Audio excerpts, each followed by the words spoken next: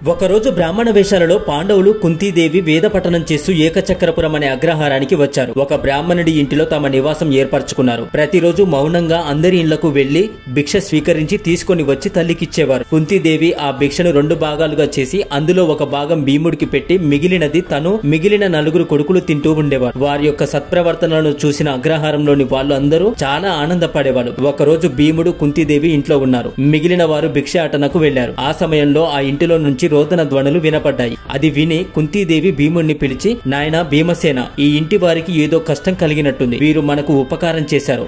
వాళ్ళ ఉపకారాన్ని గుర్తించడం మనకు పుణ్యం. కాబట్టి మనకు ఉపకారం చేసిన వాళ్ళకు తగిన ప్రత్యుపకారం చేయడానికి ఆలోచించు అని చెప్పింది. అమ్మా, నీ ఆజ్ఞ అవశ్యం నెరవేరుస్తానమ్మా.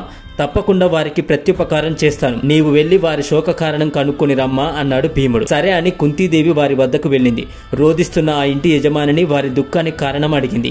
అమ్మా, జనన మరణాలు, సంయోగ వియోగాలు ప్రకృతి సిద్ధమైనవి. కానీ విధోక్తంగా వివాహమాడిన భార్యను రాక్షసుడికి ఆహారంగా ఎలా పంపగలను? పెళ్లి చేసి అత్తవారింటికి పంపవలసిన కూతుర్ని రాక్షసుడికి ఆహారంగా ఎలా పంపగలను? నాకు నా పితృలకు పిండోదకాలు ఇవ్వవలసిన కుమారుడిని రాక్షసుడికి ఆహారంగా ఎలా పంపగలను? అందుకని నేనే ఆ రాక్షసుడికి ఆహారంగా వెళతాను అని అన్నాడు ఆ బ్రాహ్మణుడు. దానికి ఆయన భార్య సమ్మతించలేదు. నాదా, మిమ్మల్ని వివాహమాడినందుకు మీకు సంతాన ప్రాప్తి కలిగించాను. నా బాధ్యత తీరిపోయింది. భర్త కంటే ముందు మరణించి పుణ్యలోకాలకు వెళుతాను. పైగా భర్త లేని స్త్రీలకు అవమానాలు ఎక్కువ. ప్రతి వాడు కోరుతాడు. పైగా భార్య మరణిస్తే భర్త మరొకరిని వివాహం చేసుకోవచ్చు. కానీ భర్త మరణిస్తే భార్య వేరే వివాహం చేసుకోలేదు కదా, అది లోక నింద కదా. కాబట్టి నేనే ఆ రాక్షసుడికి ఆహారంగా వెళతాను. మీరు వేరే వివాహం చేసుకొని పిల్లలకు విద్యా బుద్ధులు చెప్పించి ప్రయోజకుల్ని చెయ్యండి అని చెప్పింది ఆ ఇల్లాలు.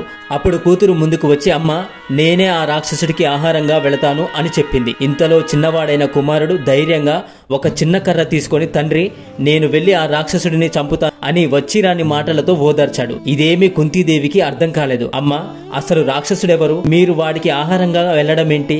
వివరంగా చెప్పండి అని అడిగింది కుంతీదేవి. దానికి ఆ బ్రాహ్మణుడు ఈ విధంగా చెప్పాడు. అమ్మ, ఇక్కడికి ఆమడ దూరాన యమునా నది తీరాన బకుడు అనే రాక్షసుడు ఉన్నాడు. వాడు ప్రతిరోజు వచ్చి గ్రామాల మీద పడి అందరినీ భక్షిస్తూ ఉండేవాడు. అందుకనే గ్రామస్తులు, బ్రాహ్మణులు అందరూ కలిసి వాడితో ఒక ఒప్పందం చేసుకున్నారు. ప్రతిరోజు ఇంటికి ఒక మనిషిని, 2 దున్నపోతులు, బండెడు ఆహారం వాడికి పంపాలి. ఈ దేశాన్ని ఏలే రాజు కూడా వాడిని ఎదిరించే శక్తి లేనందున ఆయన దీనిని గురించి ఆలోచించలేదు.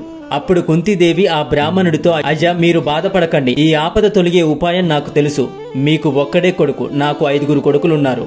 వారిలో ఒకరిని నేను ఆహారంగా పంపుతాను అని చెప్పింది. దానికి ఆ బ్రాహ్మణుడు, అమ్మ, వద్దమ్మ, మీరు నా అతిథులు. మిమ్మల్ని ఆ కోరిక కోరడం మహాపాపం. పైగా బ్రాహ్మణ హత్య ఘోరమైన పాపం అని అన్నాడు. దానికి కుంతీదేవి నవ్వి, అయ్యా, మీరేమీ ఆలోచించకండి. నా కుమారుడు అమిత బలవంతుడు. ఇది వరకు కొంతమంది రాక్షసులను చంపాడు. ఆ బకుడిని కూడా చంపివేస్తాడు అని చెప్పింది. వెంటనే భీముడిని పిలిచి జరిగిందంతా వివరించింది. భీముడు సంతోషంగా ఒప్పుకున్నాడు.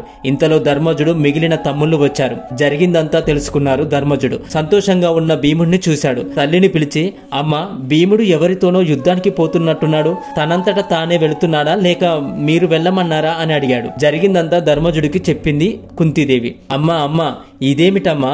పరాయి వాళ్ళ కోసం కన్న కొడుకును బలిస్తావా అమ్మా? అమ్మా, నీకు మతి భ్రమించినట్టుంది. భీమసేనుడు విడిచిపెట్టదగినవాడా? చెప్పమ్మా అన్నాడు. నాయనా ధర్మజ, భీముని బలం తెలియక నేను ఈ పని చేయడం లేదు. ఈ భీమసేనుని శక్తి నీకు తెలియదు. వీడు పుట్టిన 10వ రోజున వీడు నా చెయ్యి జారి కొండరాయి మీద పడ్డాడు. ఆ పెద్ద బండరాయి పొడి పొడిగా అయ్యింది. వీడు వజ్రకాయుడు. ఆ రాక్షసుడిని చంపి ఈ అగ్రహారానికి శాశ్వతంగా రాక్షసుడి బాధ లేకుండా తీర్చగలడు. క్షత్రియ ధర్మాన్ని ఇది వరకు వేద వ్యాసుడు చెప్పగా విన్నాను. ఇది నీకు చెబుతాను, విను. ఉత్తమ క్షత్రియుడు ఇతరుల దుఃఖాలను తొలగించడానికి పుట్టినవాడు. మృత్యు భయంతో ఉన్నవాడు బ్రాహ్మణులను రక్షిస్తే మృత్యులోకాలు పొందుతాడు. సాటి క్షత్రియుడిని రక్షిస్తే కీర్తిని పొందుతాడు. వేశ్యులను, శూద్రులను రక్షిస్తే ప్రజల అనురాగాన్ని పొందుతాడు. ఇది క్షత్రియ ధర్మం. మనకు ఆశ్రయం ఇచ్చిన ఈ బ్రాహ్మణ కుటుంబానికి ప్రత్యుపకారం చేసే అవకాశం లభించింది అని చెప్పింది. వెంటనే ఆ ఊరి వారందరూ రకరకాలైన పిండి వంటలు, ఆహార పదార్థాలు తయారు చేశారు. ముందుగా భీముడికి తృప్తిగా కడుపు నిండా భోజనం పెట్టారు. ఒక బండి నిండా ఆహార పదార్థాలు నింపారు. భీముడు ఆ బండి తోలుకుంటూ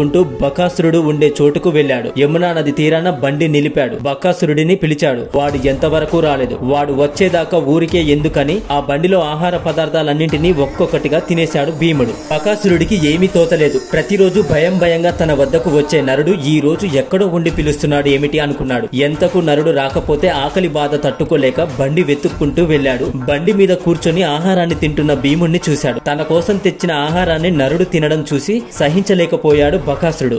భీముడిని పిడికిలితో ఒక్కపోటు పొడిచాడు. భీముడికి చీమ కుట్టినట్టు కూడా లేదు. బకాసురుడు పక్కనే ఉన్న ఒక చెట్టును పెరికి భీముని మీదకు వేశాడు. భీముడికి కోపం వచ్చింది. బకాసురుడి మీద కలియబడ్డాడు. ఇద్దరికి ఘోరమైన యుద్ధం జరిగింది. భీముడు బకాసురుడితో మల్ల యుద్ధం చేసి చంపేశాడు. బకాసురుడు పెట్టిన కేకలకు అతని బంధువులందరూ అక్కడికి వచ్చారు. చూడండి, ఈ బకాసురుడు చచ్చాడు. మీరు కూడా ఏకచక్రపురం వాసులకు ఏమన్నా ఆపద తలపెడితే వీడిలాగే చస్తారు అని చెప్పాడు భీముడు. చేసేదేమీ లేక భీముడికి భయపడి వారందరూ దానికి ఒప్పుకున్నారు. భీముడు బకాసురుని కళేబరాన్ని ఈడ్చుకుని వచ్చి ఏకచక్రపురం పొలిమేరలో పడేశాడు. అది చూసి ఏకచక్రపురం వాసులందరూ సంతోషించారు. భీముని పరాక్రమానికి ఎంతగానో కొనియాడారు. ఇంటికి వెళ్లి తల్లి కుంతికి, అన్నయ్య ధర్మజుడికి, తమ్ముళ్లకు జరిగిందంతా చెప్పాడు. ఆ ఊరి వారందరూ వీడు సామాన్య బ్రాహ్మణుడు కాదు, మంత్రసిద్ధి కలవాడు అంటూ భీముణ్ణి ప్రశంసించారు. అగ్రహారం ప్రజలందరూ వారి ఇంటికి వచ్చి చూసి భీముణ్ణి ఎంతగానో మెచ్చుకున్నారు. మా కష్టాలు తీర్చారని కుంతీదేవికి నమస్కరించారు. Thank you for watching this video. Please subscribe my channel.